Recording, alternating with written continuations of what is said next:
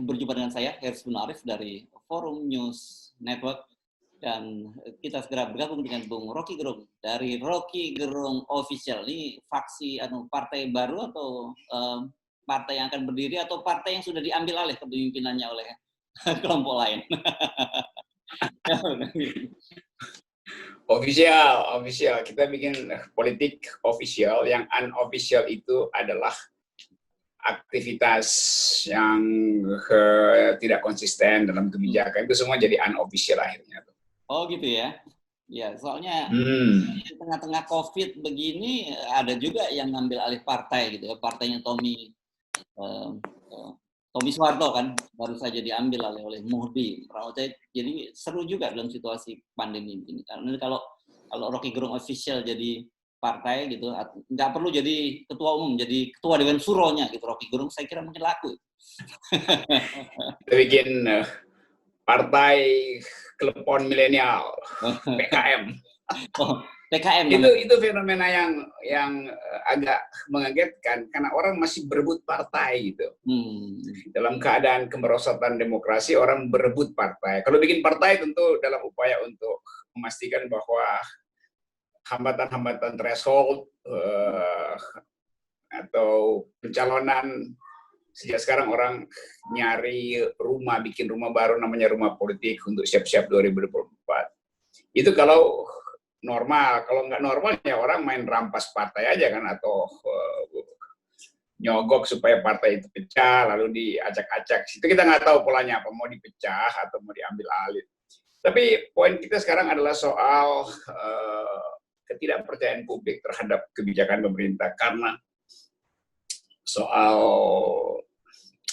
kemarin saya baca atau kita semua tahu bahwa akhirnya pemerintah mengumumkan Indonesia masuk dalam resesi itu. Sementara Presiden Jokowi seminggu sebelumnya masih ngotot, optimis bahwa semester 3 nanti kita akan kembali seperti yang dia sering ucapkan, rebound, bahkan akan melesat, akan tumbuh di atas dunia. Kalau dunia negatif, kita harus positif itu. Ya. Dan dua menterinya mengatakan ya tidak mungkin. Artinya Menteri Sri Mulyani tadi akhirnya katakan bahwa semester 3 itu kita tidak mungkin positif, bahkan bisa lebih negatif. Ya. Jadi kelihatannya Presiden nggak tahu siapa yang brief Presiden. Kok Presiden punya optimisme, sementara Menteri Keuangan yang paling tahu tentang kondisi brankas negara itu bilang nggak mungkin. Ya. Ini ngaconya kan. Jadi kita menonton permainan data yang sebetulnya membuat kita diketawai oleh publik internasional, masuk publik yang mengetawain cara kita menangani COVID pakai dukun itu. Iya. Tapi sebelum kita ngomong soal kritik dari luar dan dalam tadi, saya menanggapi pernyataan Anda, saya kira yang salah bukan Pak Jokowi, tapi yang salah para menterinya gitu. Karena kenapa mereka masih tetap salah membaca statementnya Pak Jokowi? Karena publik sendiri udah pintar loh membaca statement Pak Jokowi. Ya, Pak Jokowi selalu punya optimisme, dan bahkan optimisme itu dibos habis-habisan sehingga jadi ambisi gitu. Nah itu soalnya kan, kalau presiden punya ambisi, menteri-menterinya tahu bahwa ambisi itu berbahaya, nggak ada yang berani mengatakan bahwa ambisi Pak Presiden itu berbahaya loh. Jadi menteri-menterinya ini memang kehilangan nyali untuk mengaktifkan akalnya. Itu yang kita mesti periksa sebetulnya, mengapa menteri-menteri yang tahu persoalan, yang dibekali dengan pengetahuan, tidak berani memberitahu bahwa ambisi presiden itu berbahaya. Nah mereka mestinya, ya mesti menteri-menteri ini mungkin yang perlu ditanya ke dukun, kenapa mereka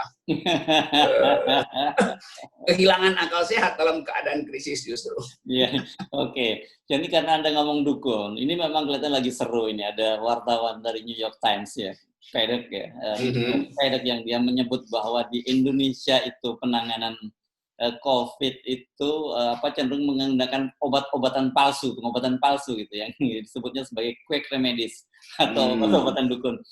Nah, jadi dalam minggu ini memang kritik terhadap Presiden Jokowi ini bukan hanya dari luar, karena The Guardian juga mengkritik, kemudian New York Times juga mengkritik. Di dalam negeri, Gubernur Jogja, Hamengkubuwono juga mengkritik Presiden Jokowi soal Inpres nomor 6 tahun 2020 yang meminta agar mendisiplinkan rakyat.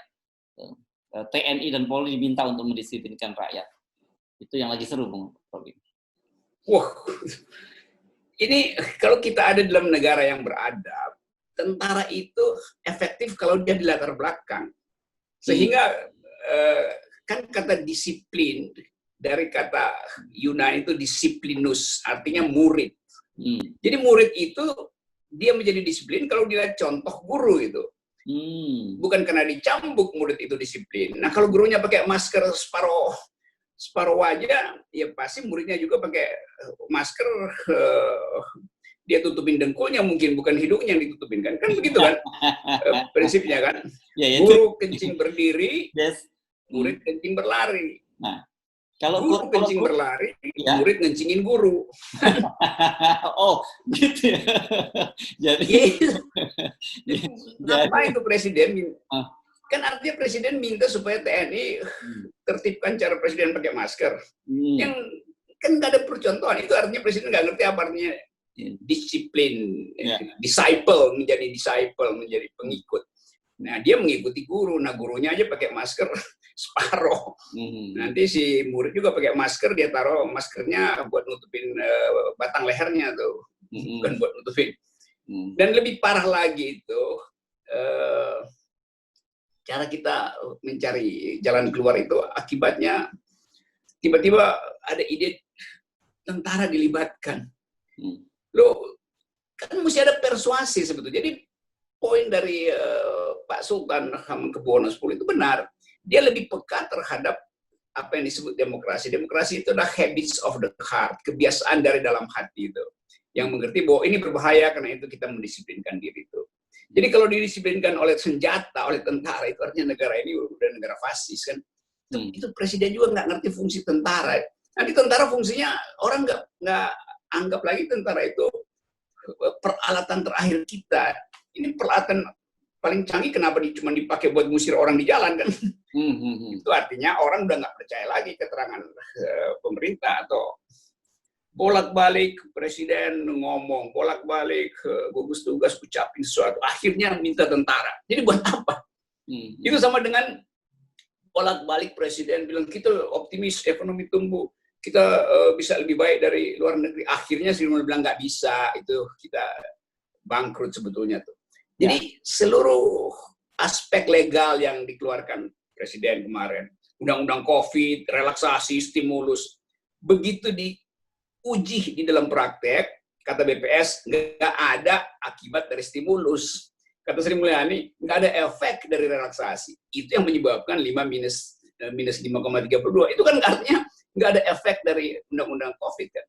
Jadi buat apa dibikin peraturan yang menggemparkan? Akhirnya statistik bilang semua yang terjadi bukan karena efek stimulus, bahkan itu karena efek buruk dari kebijakan yang ada di kita hari ini. Oke, kita ikuti dulu logika cara berpikir presiden. Inpres dikeluarkan, kemudian minta polisi dan tentara turun di jalan-jalan begitu.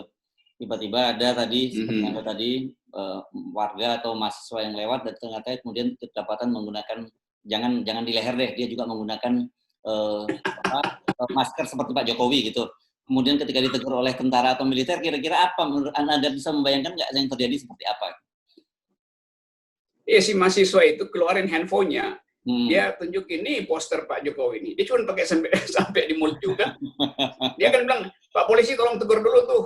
Yang di istana tuh jangan tegur saya sebagai disciple, sebagai murid ngikutin, guru saya pakainya separoh. Jadi lucu lagi kan. Terus nanti istana bikin lagi konferensi pers, itu habis aja energi buat nangani kelucuan istana. Polisi juga atau tentara juga kan, ya bagaimana tentara kan dia disiplin kan di dalam melihat peristiwa kan. Jadi tentu dia akan bilang, iya benar juga ya, bagaimana kita mau larang. Dan pimpinan tertinggi ya, panglima tertinggi menggunakan masker seperti itu gitu ya. Jadi dia ketika ditunjukkan itu, dia mau tidak mau dia harus hormat gitu kan. Ini kekacauan orientasi tentang peristiwa. Jadi presiden nggak pernah ngerti bahwa peristiwa publik itu hanya bisa diolah dan dirawat dengan percontohan figur publik. Nah, figur publik tertinggi adalah beliau. Ya. Nah, yang juga sedang ramai sekarang soal ada seorang profesor nih, kita menyebutnya Profesor Abal gitu, yang mengaku menemukan obat herbal gitu. Dan kemudian dilaporkan ke polisi, namanya Hadi Pranoto yang diwawancara oleh Anji itu, penyanyi itu kan.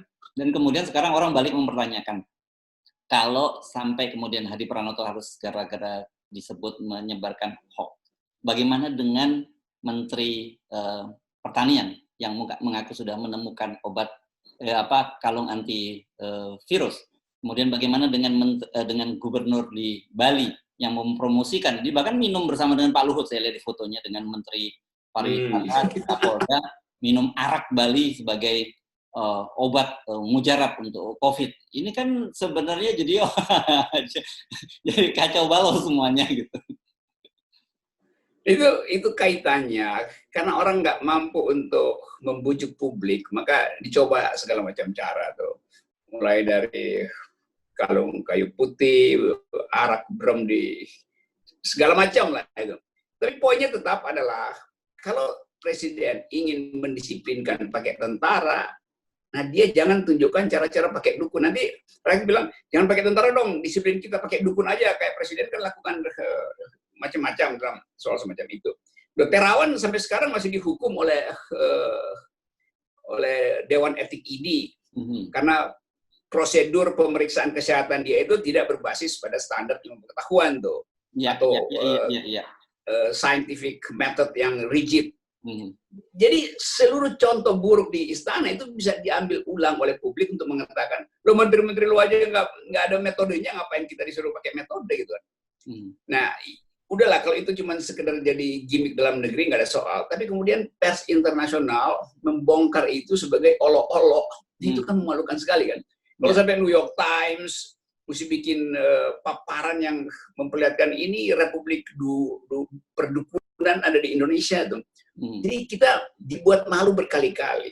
Nah, rasa malu itu nggak mungkin diatasi hanya dengan sekedar perintah tertibkan rakyat di jalan dengan kekuatan tentara atau militer. Itu tentara juga akan berpikir dua kali itu. Karena ada soal yang lain, yaitu kecemasan terhadap keadaan. Nah, saya kira TNI tahu betul bahwa kecemasan terhadap keadaan menyebabkan rakyat itu tidak peduli lagi dengan pendisiplinan. Itu berbahaya tuh. Lain kalau nggak ada soal krisis ekonomi, krisis sosial, ya mungkin aja rakyat masih bisa ditertibkan suruh pulang ke rumah itu. Tapi ini udah masuk resesi dan orang berupaya untuk cari jalan keluar mengatasi pertahanan ekonominya, dia mesti keluar. Dan kadang-kadang dia cepat-cepat aja keluar karena mungkin ojeknya di depan udah nunggu, ada pembeli yang tiba-tiba lewat di depan kampung membeli barang kecil dari rakyat nggak pakai masker. Jadi tekanan ekonomi ini akan melampaui seluruh usaha presiden untuk mendisiplinkan masyarakat. Pertama-tama karena udah masuk resesi. Orang akan lampaui itu, mau disuruh apa, kayak segala macam. Mau dikepung pakai tank pula, dia akan keluar pakai. Misalnya nih, satu kampung nih bandel, terus TNI taruh tank di seluruh jalan masuk, ya rakyat akan bikin gorong-gorong sendiri buat cari jalan, buat jualan di depan kan. Karena ini benar-benar fundamental. Kenapa Anda menggunakan istilah gorong-gorong? Cuman itu imajinasi saya. Antara ini yang paling gampang menggambarkan cara rakyat untuk.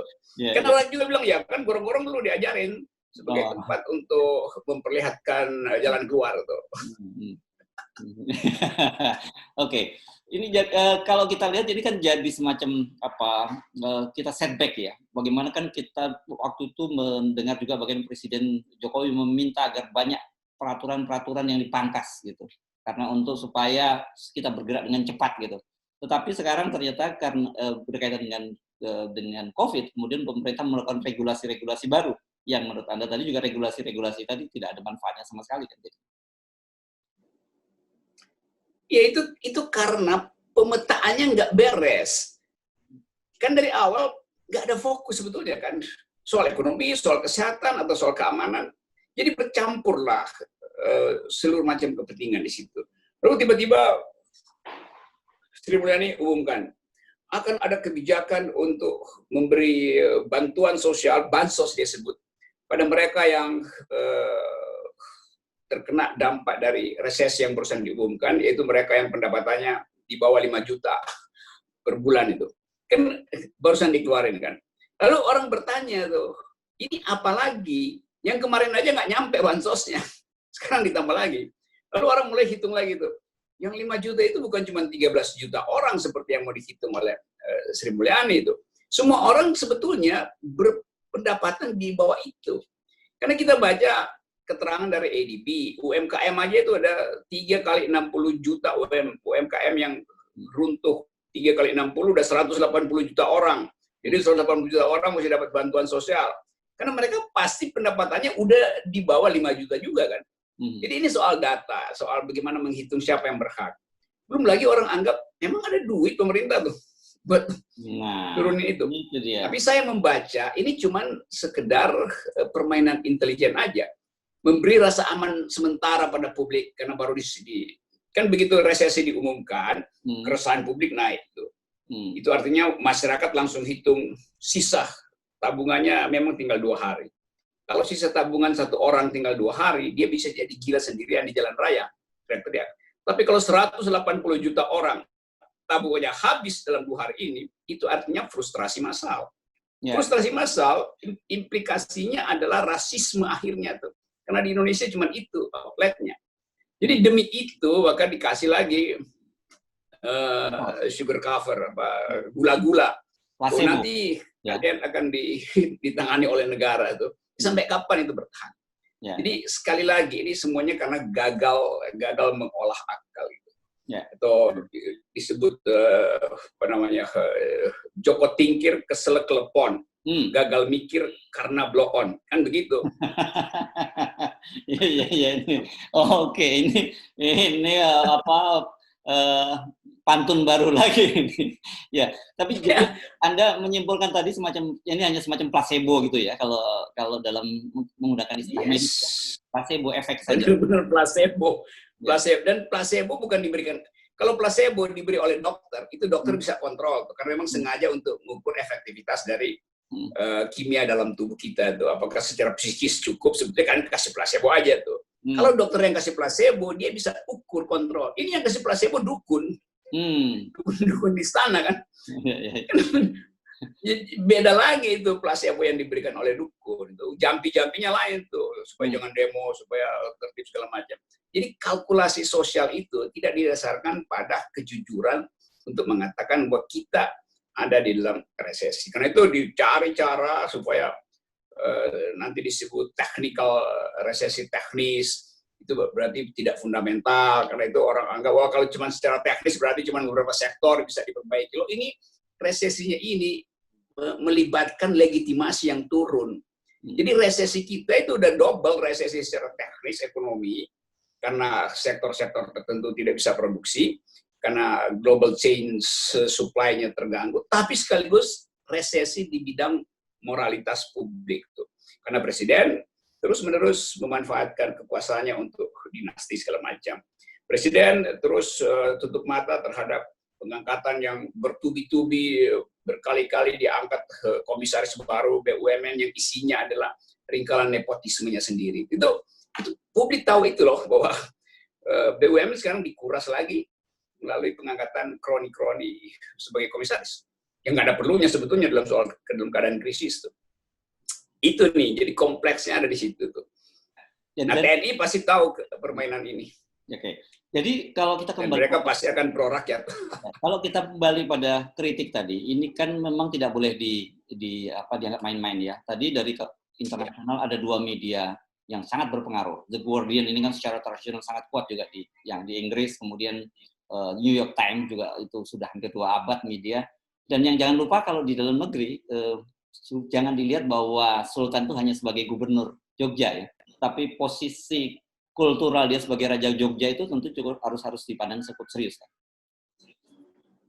Saya nanggap itu ada tradisi dalam tetap culture matters, budaya itu menentukan apalagi dalam keadaan krisis orang akan cari rasa aman kebudayaan itu, dan Sultan membaca itu dan dia mengambil alih isu publik, memberi sinyal bahwa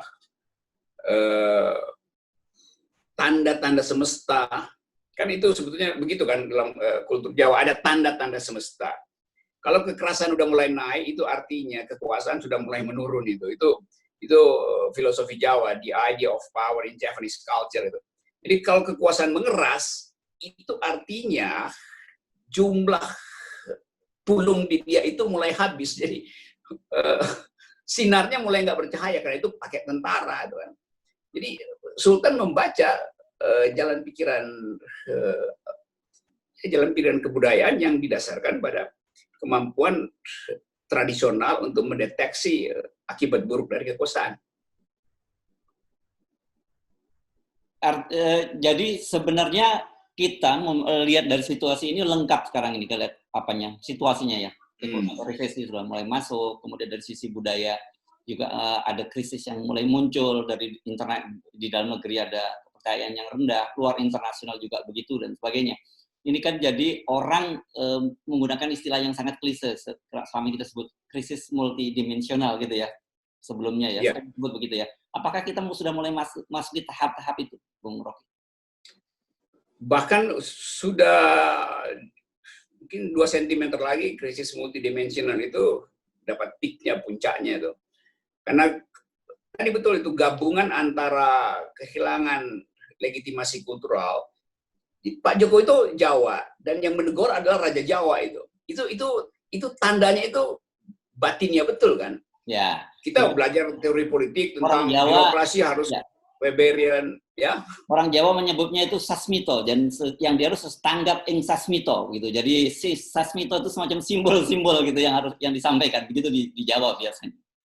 Iya, sasmitonya diberitahu supaya presiden ngerti bahwa langit mulai gaduh di atas, sehingga yang disebut sangkan paraning dumadi itu susah untuk dicapai lagi. Itu kan dalam kultur Jawa kan selalu ingin nyampe ke kemakrifatan paraning dumadi ini. Jadi masa saya mesti berpikir seperti orang keraton juga nih. Oke. Keraton akal sehat lah. Ya, keraton akal sehat. Oke lah, jadi dalam situasi semacam ini, menurut Anda kan tadi menyebut banyak dukun-dukun istana, jadi harusnya apa yang dilakukan oleh mereka dalam situasi ini? Karena saya malah membaca ada seorang istana yang menegur Anda nih sekarang, bukannya malah menerima pendapat Anda. itu saya baca tuh, karena saya bilang presiden melakukan political prostitution, lalu soal itu kemudian dibahas di KSP dan nggak mungkin karena presiden adalah orang yang berwatak kepada integritas. Nah, itu cara dukun menjawab kan. Jadi seolah-olah yang normatif itu tidak bisa berlaku di dalam keadaan yang historis. Kalau memang presiden melakukan political prostitution, bahkan saya bandingkan dengan Hana Hanifah. Hana Hanifah lakukan political sexual prostitution di kamar tertutup. Dan itu bertanggung jawab moral dia sendiri, individu, karena di kamar tertutup memang digerebek. Tapi presiden mempertontonkan di istana, yaitu menyogok lawan politik dari Gibran. Ya bisa dibikin, dicarikan tema bahwa ini soal persaingan politik karena perlu ada kompetisi bebas. Jadi udahlah ikutin aja karena Gibran bla bla bla. Tapi selalu nih istana ini, atau KSP atau siapa yang berkomentar itu, nggak ngerti bahwa demokrasi itu bukan bebas berkompetisi. Demokrasi artinya jangan halangi kompetisi bebas, itu prinsipnya. Jadi orang bebas berkompetisi, tapi kalau dia dihalangi dari awal sebagai kompetitornya, kan nggak demokratis. Jadi istana mesti ngerti bahwa prinsip dari demokrasi bukan bebas berkompetisi, tapi jangan halangi kompetisi bebas. Nah, kompetisi bebas dalam soal Solo itu sudah terhalang. Itu penasihat Pak Muldoko ini nggak ada konsep semua. Ya, kenapa Anda memilih term atau kosakata prostitusi gitu, dan kemudian kenapa tiba-tiba Anda teringat pada seorang Hana Hanifah? Ya, Hana, saya teringat gini nih, harus saya teringat pada peristiwa Hana Hanifah, bukan pada Hana Hanifah itu ya. Kalau teringat Hana Hanifah itu bonusnya aja tuh. Oke. Kan orang, karena standar moral publik kita itu selalu menganggap segala sesuatu yang buruk dianggap sebagai pelacuran. Nah, kalau soal Hana Hanifah itu dianggap sebagai pelacuran, maka kita mesti beri penilaian yang sama terhadap moral publik yang melihat Presiden Jokowi itu melakukan transaksi politik di istana. Itu juga pelacuran politik kan. Jadi kata prostitution itu hanya untuk menunjukkan bahwa standar moral kita itu kadangkala tidak adil gitu. Pada seseorang kita blame dia lakukan sexual prostitution, tapi kalau kepala negara kita nggak boleh sebut sebagai pelacuran. Padahal faktanya sama, transaksi dua-duanya.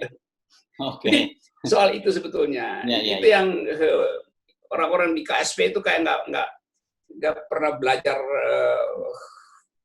teori atau sosiologi politik atau ya kemampuan untuk mengabstraksikan nggak punya, sehingga dia bereaksi marah-marah aja dengan KSP. Itu nggak benar pelacuran politik. Kok kata pelacuran? Ya dia nggak ngerti kata pelacuran itu. Di dalam ritme berpikir hari ini, itu yang ingin disaksikan oleh publik, bahwa pelacuran telah terjadi di kamar, di ruang terbuka publik, yaitu istana. Yo, Pak Purnomo mengaku kok. Ya. Jadi, tapi orang kan gitulah. Di dalam masyarakat visual sekarang itu memang, kenapa saya tadi tanyakan kenapa kok tiba-tiba Hana Hanifah, karena sekarang dalam masyarakat visual itu orang yang terbayang gitu antara satu sisi Gibran, satu sisi Hana Hanifah. Ini kayaknya nggak apple to apple gitu. Nah itu betul, Herjo tuh. Masyarakat visual kita itu ingin bandingan itu. Mereka nangkap, justru masyarakat bawah nangkap perbandingan visual itu kan antara kamar tertutup Hana Hanifah dan kamar terbuka Presiden Jokowi di istana. Karena itu mereka komentarnya tuh ngakak. Kan itu artinya mereka paham kan abstraksinya. Justru KSP yang nggak paham itu. Sehingga harus diterangkan secara letterlet bahwa prostitusi artinya begini itu. Ini nggak punya kemampuan abstrak ini istana. Rakyat emak-emak nangkap perbandingannya tuh. Jadi ini yang visual sebetulnya tuh istana tuh yang hanya mampu melihat hal yang visual. Itu dia nggak bisa membaca between the line. Gitu. Ya, tapi khusus dalam kasus kali ini dengan istana, saya ingin menyalahkan Anda. Gitu. Ya. Kenapa? Karena saya kan tidak salah pernah mendengar bahwa Doni yang mengomentari Anda itu, Doni Garhal itu, saya nggak tahu, saya lupa, asisten atau mahasiswa Anda di Fakultas Ilmu Budaya di UI. Jadi kalau dia salah menangkap kenapa? Yang salah Anda.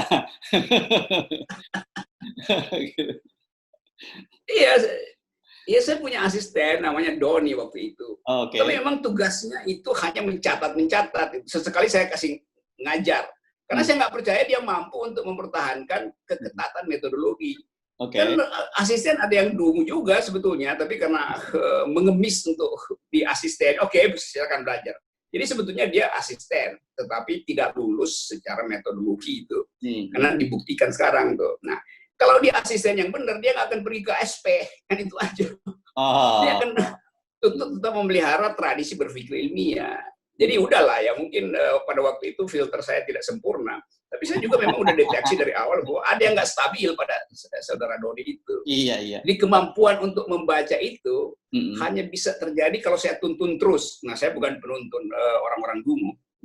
Tapi ini buat saya cukup menggembirakan karena sekali-kali bisa melihat membuat Anda mengakui bahwa Anda pernah salah. Gitu. Salah, kalau dalam soal itu saya melakukan kesalahan yang sebetulnya sudah saya prediksi itu.